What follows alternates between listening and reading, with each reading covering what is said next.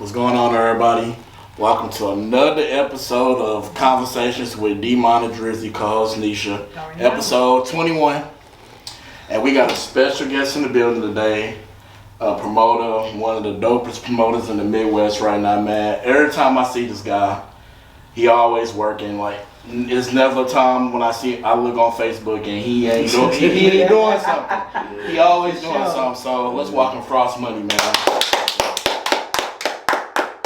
Appreciate that. Brother, before we get, let me just say this, because I already told Nisha I was going to do this. Like, I want to give your flowers, bro, because every time I see you when it comes to the artists in the Midwest, you always giving them opportunity. Like, you always putting together an event for artists to shine, bro. So, bro, if ain't nobody gave you your flowers, I'm giving you your flowers today, bro. You deserve your flowers, bro. I appreciate that. You definitely deserve your flowers, bro. Thank you.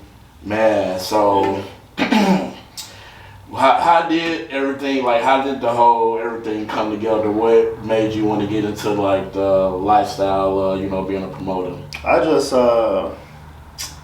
love doing music. You know what I'm saying? Like, as a kid, I was a huge Michael Jackson fan. So, like, it was just always just kind of in me. And then, that turned into this, and this turned into that, and then we got a few homeboys like, hey, let's rap, you know what I'm saying? And we got rap groups like while we were in middle school and all of that, all the trial and error and stuff. And then once we were adults, like, we really jumped out here and we did something.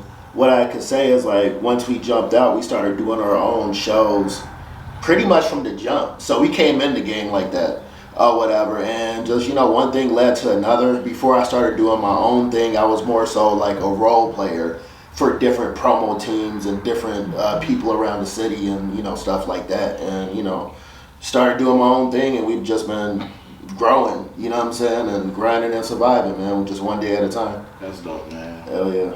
That's super dope, bro, because you always, like I say, you even got good energy on stage, bro. Thank you. When I see you perform, like, he not just a promoter, like, he got energy on stage, too. So, hell yeah. It's like your talent, like, gonna speak for itself, bro. Yes, sir. Always, I appreciate that. Hell yeah. Mm-hmm.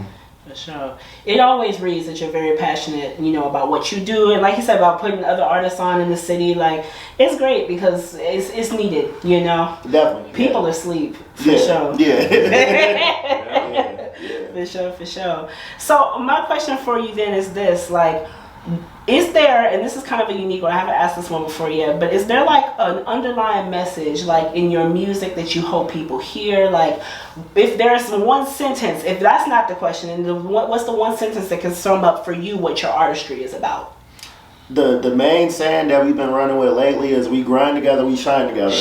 You know what I'm saying? Like that's what we've been running with, and that's the phrase. Like, it takes a team to get these type of things done. Right. And everyone has to be working. The promoter, the artist, like, everyone just has to be on the same accord. Good events just don't fall out the sky. You know what I'm saying? Like, you know what I'm saying? So that's the phrase. Like, we grind together, we shine together, and we live that every day. That's dope. I love that. For sure. Where did it come from? Honestly, I think I was just saying it like on some promoter shit. And it just kind of, organically. Niggas be having them liners or whatever, so I was like, it's starting to stick. I was like, let's sell it, let's put it on a hoodie or whatever. So so now we using it for merch and stuff like that, and also lets people know, like, what it is, like, when they come in the door. You know what I'm saying? Like, I put it at the end of, like, all of my messages and everything, like, so like, we finna work together. You know what I'm saying? No big eyes, no little U's. Like, we in this together. That's the only way we can get up and get out.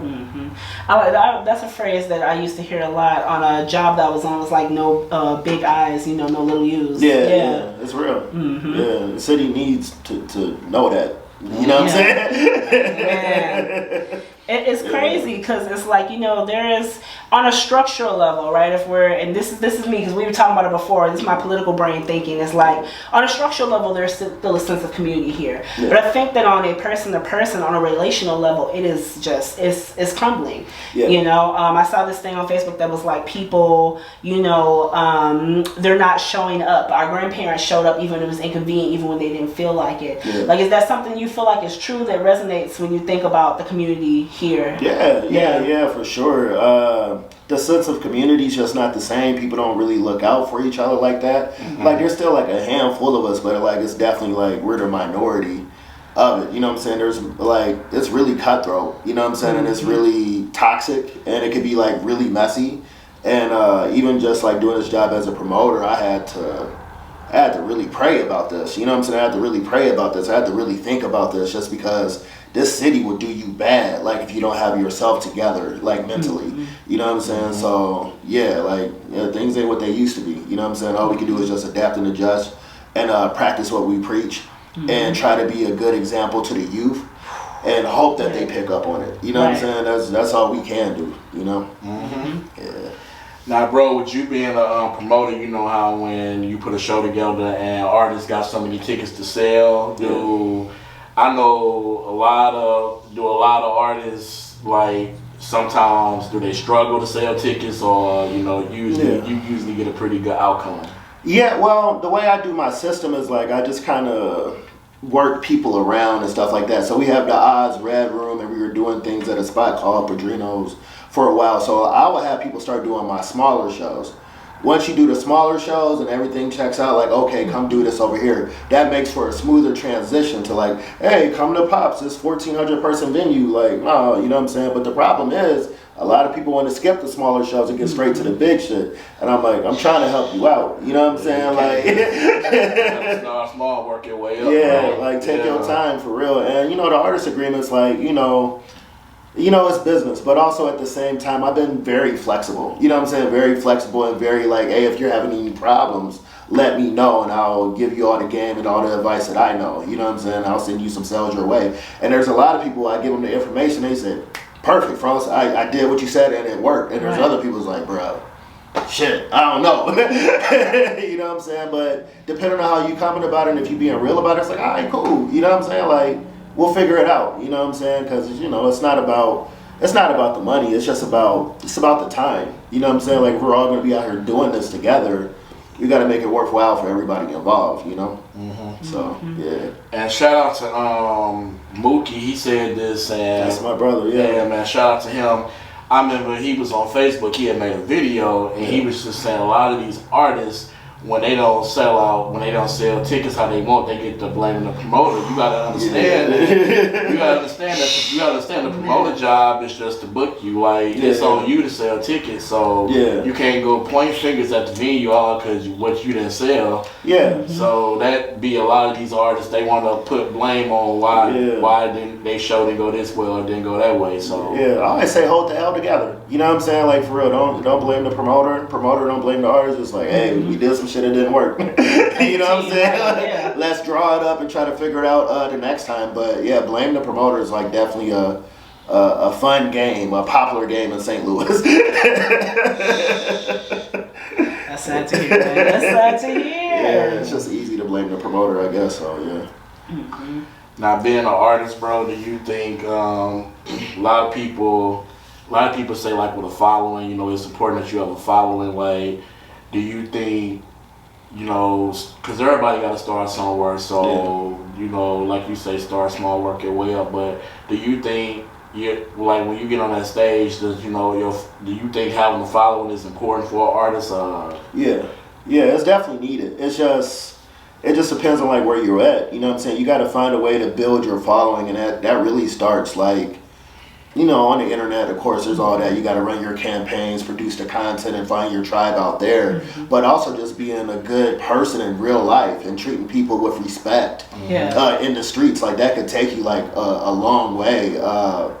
What I could say, like, a lot of different artists that I work with, some don't even have, like, a support group, like a little 2 to 3 people to come roll with them. And my little joke is always like, even B Rabbit had a few homeboys, you know what I'm saying? And he was struggling in that 8 Mile movie, but even he had a few homeboys. But I mean, it's a test of the character a little bit. Like, if you're not able to get people to follow you and you're trying to pursue this, you know what I'm saying? Like, you might have to make some adjustments, you know what I'm saying? Because it's part of it, you know what I'm saying? It's just like, it's just part of the game. But I just feel like if you're a good person, it's a little bit easier. You know what I'm saying? Like, if you're treating people right, if you're if you're supporting what you're trying to be a part of, it just flows better. You know what I'm saying? It just comes back to you. You just gotta practice good karma. You know what I'm saying? And walk out in faith. But also, when you go out and support people because that's who you are and that's what you do. Don't support people wanting to get something back. That's not support or whatever. So a lot of times people, they go to somebody else's shit, or they'll be front row watching someone perform, and that energy's not reciprocated. They're like, fuck that dude or whatever. And that's just not how it works. And then that's how we remain like unified, you know what I'm saying, and not elevating. So And everything ain't gotta always be about money. Like, build relationships. Like, we can build relationships with each other. We can work our way up. So definitely. It ain't just gotta be about always spending money. You know. No, for sure. But like you said, it's just we don't know how to come together. We so quick to put each other down. It's sad, bro. Yeah, that's real. I think it was on the Mookie episode of the podcast actually, where he talked about how like what really helped him in the beginning was just networking. Like he would go and support other people's art and go to other people's shows without nothing in return, no expectation. Just build those relationships, because then those people will show up for you. And then once you get good enough at the networking, then it's like, I'm gonna show up to your show and I'm genuinely here for you, and also I'm gonna hand you a business card. And you just, like you said, gradually those small incremental types of changes that you can make. No, that's real. It's hard. It's hard to be a friend. You know what I mean? But that's the real step. And it was something my granny would always say. It's like, there's some people, maybe that's not your friend, but you need to be a friend to them. That's real. And people have lost the art of that. You know, I'm not a perfect person by any means. You know, it's a lot of people who could reasonably say they don't like me, and it's a lot of people who unreasonably could say they don't like me. You know what I mean? But the one thing that people can say about me is I try. I try to be kind, try to show people kindness. If I feel like I'm slighted, I might go a little left. You know what I mean? But there's not a person that can say, hey man, you did this. This really hurt me. This impact, and I'm gonna write you off. We got to see the human in each other and treat each other with some type of camaraderie before anything, because that's what you want somebody to do for you. For sure. A lot of people just haven't been in this position to have been that person that's in that need of a friend, of a hand, to to know how it feels. That's why they can take people for granted. They definitely do. For sure. Now, bro, I'm gonna say this. I know I be peeping. You always watching my stories, and you see I do a lot. So, as you know, I'm a producer. I be making beats. So one thing I can say, when I reach out to a lot of artists, you ask them, do you want to buy a beat? They main thing they'll say, I already got somebody sending me beats, and they not trying to. They look at it like, well, if you're not a big name, they're not gonna buy into you. What is crazy? Like you don't know we can make a hit together. But what's for you, from like you being an artist? What you think is a good budget or producer should if they reach out to an artist? What you think is a good budget? Well, the thing is like thanks to the internet, like getting beats. It's relatively easy to a degree, but when you buy those beats on the internet, you got to read all of that information that come with it. You know what I'm saying? You fuck around, you run it up the bag for somebody else. So what I always recommend is find someone local that understands where you're at and like what you're trying to do, and work out a deal that's fair, like for the both of you. But I do feel like the producer got to keep in mind, like he could go on YouTube, BeatStars, and find some fire shit for $30 or whatever. So it doesn't make sense to hit Joe Smo down the street for 2 racks. You know what I'm saying? And he's like, it's not coming back. You know what I'm saying? So it's just working out deals and just like working together and just making it worth everybody's time, like involved. That's what I really want to see between artists and producers for sure. And I got a few producers that I'm plugged in with, but I mean, I'm always looking for more. You know what I'm saying? Like, it's just about being on the same page of like where we're at and what we're trying to do, and how much do you need to feel comfortable doing this work with me. You know what I'm saying? And then if we make an agreement, then let's make history. You know what I'm saying? It's better for us to make a deal and make history than you to be sitting on these beats and me to be sitting on these rhymes. You know what I'm saying? Like, people got to learn to work together. You know what I'm saying? For real. Look, I'm gonna be honest with you, because I do, I do performance music, so I do like choir, and I've done jazz and stuff like that. So there's always instrumentalists, like backing me, etc. Nobody plays an instrument that's not passionate about it, right? That's true. No one's picking up the violin and putting in hours and sounding terrible for how many, God knows how many months to get better at it. But I've noticed, and this is what I've noticed, a lot of like producers that I've worked with, they use a lot of electronic equipment. You can tell the producers who really are passionate, right, about art, and then you can tell the ones who are making beats because they know it makes money. Tell me what some of your experiences have been with that, because I know you've had a few, unfortunately. I've been very blessed or whatever. I've been able to kind of work around, and I've always been very crafty of like finding like what I need. So I don't have too crazy producer stories, but I mean, it'd be situations like they'll play you something, or you get all excited about it, and then it's like the price is something crazy, and it's like, bro, you knew I was not gonna come in here and drop that today. You know what I'm saying? So yeah, or even like they'll give you something and like the sample's not cleared or something like that. It's like I can't even do that. You got Michael Jackson on the hook. I don't think the MJ estate. I don't think they cleared this for it. But now I'm loving it. You know what I'm saying? So it's just shit like that, man. Like for real. But yeah. No, it's good that you're able to like find people who really are passionate about it instead of just in it because they think it's a come up quick. Because music is hard. I'm trying to tell you, even the stuff that I do, because I write a lot of music. I compose for like piano, because again I did jazz, so I do R&B, I do hip hop. I've had a little free beats on YouTube. Tried my hand a few bars, a little hip hop, but you know what I mean, type deal. But it's one of those things where you really got to put in the work. I used to gig when I was in college, and the story I always tell people is there was once, it was like, I want to say it was like a 2.5 hour set that we did, and it was at this fancy like auction, like one of those black tie events for like one of the colleges, within the university. There's like, how there's like a governor of a state and there's like state legislators. So there's also elected positions that are called the board of curators, and they make decisions about the state universities within a particular system. So like the UM system is like Mizzou, so UMKC. The board of curators handles all of that. Brody, tell me why. We were there for this 2.5 hour set, this fancy event. There's a cash bar, so we know they have money. We made $7, and we're the students at the university. Yes. That was when I started working in kitchens, actually, because I usually would make money from gigging or speaking engagements or whatever, or writing, tutoring. So that set me back so bad. I'm like, I need a job. You know what I mean? Like, so yeah, it was insane. And I was the vocalist, and they were like, we'll let you keep it. I was like, I'm not keeping this money. We got some candy, we split it, you know what I mean? But yeah, I mean, there's a lot of nights where, especially because if you're in music for yourself, then you become like an entrepreneur. You have to have that mindset. There's a lot of nights where bills are tight, stuff not getting paid, you gotta be in it and love it. You just remind me of this story. I had to think about it with a shady. It wasn't the producer, it was more so the engineer. I had this one beat, I had it tailor made for me by this one producer. It was dope. Only some shit that would be for me. You know what I'm saying? So I thought. So we recorded it at the studio in Pine Line or whatever.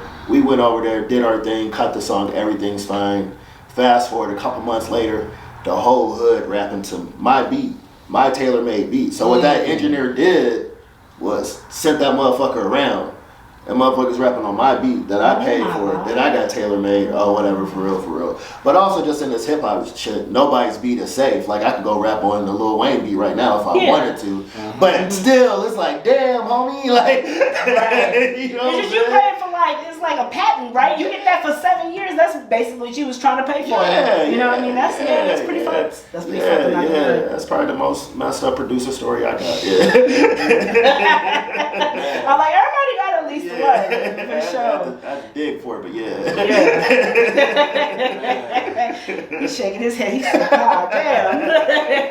And then my homie that I met on Instagram, Leminar, he was from Chile. We collabed on over like 60 beats, and he kind of fell back because he was getting discouraged because he felt like we was putting all this time in and it ain't selling fast enough. I said, well, sometimes, bro, it may not be our time, the right time gonna come, but he just got so discouraged he fell back. I'm like, but I'm not in music for the money, you know. I know that right moment can happen, you know. You can be getting paid off one song forever because I don't know, you unfamiliar with Don Diva? Yeah, Queen. Yeah. We had that song she had back in 2022 called "Get Into It." Okay. I was part of that track, bro. Like me and producer DJ Hot Tech, and that was number one. Hell yeah. That was the number one record in St. Louis that year. And believe it or not, bro, she would always tell me like, you know, we got a hot song, but she couldn't get nobody they didn't perform the song. I don't think not one time, bro. That's crazy. Wow. That's crazy. And it was the hot record in 2022. Yeah. No, the team is important. The team is important. They gotta play their role, for real. Yeah. No, for sure. So this is a question, like I said, as a live instrumentalist musician, have you ever played with instruments? Like, is anybody okay? Tell me your favorites. Tell me your favorite sessions that you've done. Well, all right. So for me, my family always knew that like I was into music, so they were trying to sculpt that and work with that. So like first, they bought me like a drum set or whatever. So I was a drummer for a little minute or whatever. But I'm gonna keep it real. I didn't really have the discipline. You know what I'm saying? I stayed with it for some months. I was in middle school, so like I come in for drum class, and my drum teacher's like, "What's wrong?" I'm like, "Man, my little chick, man, she tripping on me." You just coming up with something. I just didn't have the discipline for real. Then I tried the keyboard. That definitely didn't work out. Keyboard is hard. Look, and I compose for a keyboard, and I will tell anybody, ask me to write a song, yes. Ask me to play a song, ask somebody else. I'm trying to tell you. It's not easy. Percussion was better for me, and this is a weird one, because technically piano is percussion, because you have the little mallets, right, that strike the strings. Yeah. So the vibraphone and like the marimba, I would spend all day on them. I got all the little different mallets. That's one of my favorites. Yeah. It's like a keyboard. It's got all the resonance of the keyboard, but it's got that percussion feel. That's perfect, because with all the fingers, and then my hands. I'm trying to stretch my pinky. No, I'm not. I'm not doing all that. I paid for 8 semesters of piano and music. For college. Yeah. I don't know where that money went. Maybe it made me a better composer, but it did not make me a better player. I'll tell you that. Look, that discipline. I see why you dropped. Look, I see why you dropped it. So I get it. But so you played keyboard. What was next after that? I said, well, fuck it, we rapping.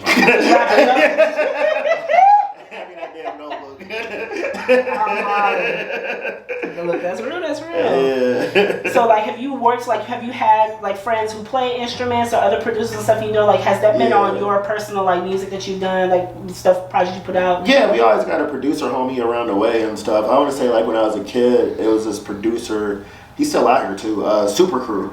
Whatever. He would do a lot of things for me. So it'd be a situation. I may have some drums, or I may have a beat machine or some shit that I'm like, I don't know what the fuck.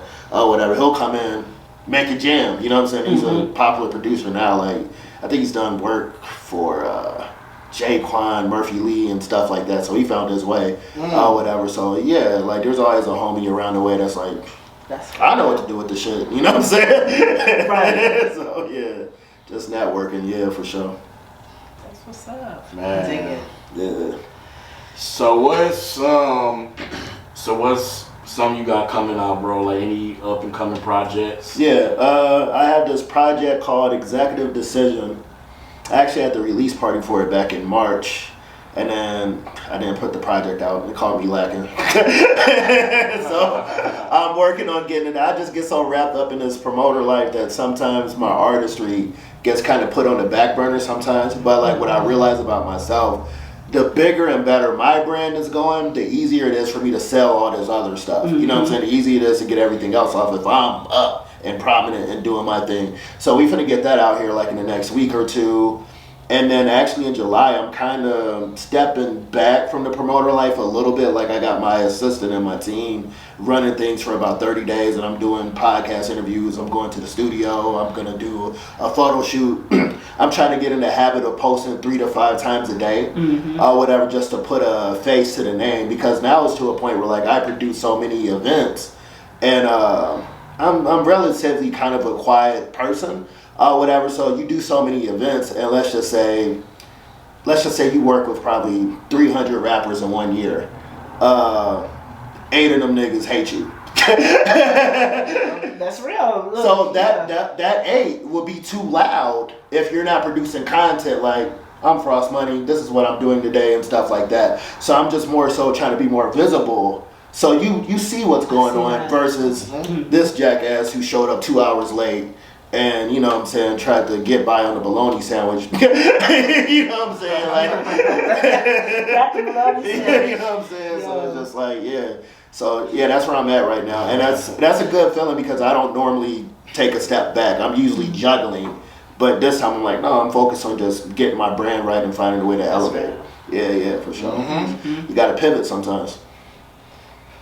Man, what's being a promoter, like what's your favorite part about being a promoter? My favorite part is just the magic of a dope show. You know what I'm saying? There's nothing like, cause like, you know, we get there, we're setting up, and then it builds, and then eventually it hits like this euphoric state of like, oh man, this is just so amazing. You know what I'm saying? This is just dope. Like it's a vibe. Everybody's having fun. There's so much beautiful energy in here. And sometimes I just find a little corner. I'm sitting in the balcony. And I'm just like, yo, this all started like with a phone call. You know what I'm saying? And like, this is what we got. After that, what I enjoy is like building a rapport like with the artists. There's so many different artists that I work with, and just there's some artists that I'll be working on the show with them. Like we'll talk every day. Like Riley, shout out to Riley. We just did a show together, and we were on the phone every day talking about details, and it was just dope to build that rapport with them. And also, you know, I do Kings of Summer with Zeus or whatever, so it's dope to link up with Zeus every summer and have that rapport with him, and you know, stuff like that. So those are a couple of my favorite things about my job being a promoter. Man, that's dope, bro. Yeah, it's a beautiful thing. I'm very blessed. For sure. So what got you into promoting? Was that like a catalyst or? I'm a tourist. And Say less. So naturally I wanted more control over the shows that I was doing. So like I was just coming out and I'm like, I don't really, you know, I'm not really feeling this all the way. Like I want a little bit more control over like what's going on.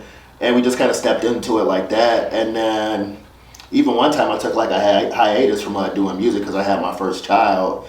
And then when I came back, I'm like, there's not like a lot of avenues for artists like me. Yeah. You know what I'm saying? Back then, like things were a little different. Like we're talking like 2011, 2012 and shit like that. Like there's a hip hop scene here, but like it was a little bit more tight knit and a little bit you can't get in. Right. You know what I'm saying? So like I just kind of started turning up, started representing or whatever, and just being a little bit more open minded than what the other promoters were. You know what I'm saying? Yeah. Like I may have been the guy that would give someone a shot that this person wouldn't give a shot. You feel me? But I believed in that person, worked with that person, grinded with that person, and we grew together. You know what I'm saying? So, you know, yeah, definitely.